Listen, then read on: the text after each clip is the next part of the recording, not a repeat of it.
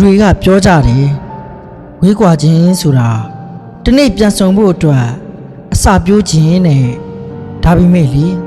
အဲ့ဒီဝေးကွာနေရတဲ့အချိန်တွေကစက္ကန့်တိုင်းမှာရင်ဘတ်တစ်ခုလုံးကိုလေအဲ့နဲ့ထိုးသလိုခံစားရတာသူတို့မှမသိတာမင်းနဲ့ဝေးကွာသွားခဲ့တဲ့အချိန်ကစပြီးငါရဲ့ကဘာလေးဟာ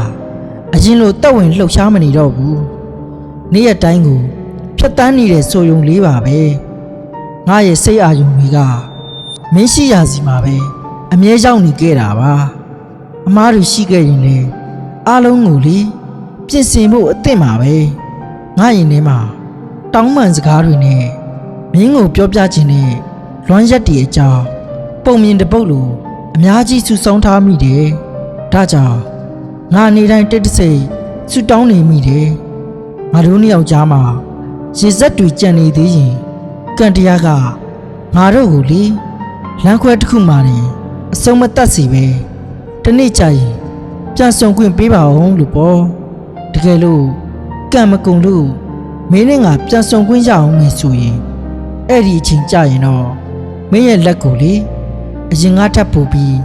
မြင်းမြန်စုပ်ကင်ထားတော့မယ်ပြီးတော့ဘယ်လိုအကြောင်းပြချက်မျိုးနဲ့မှ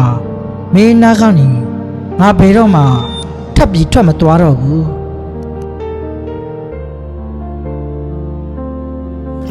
Nothing to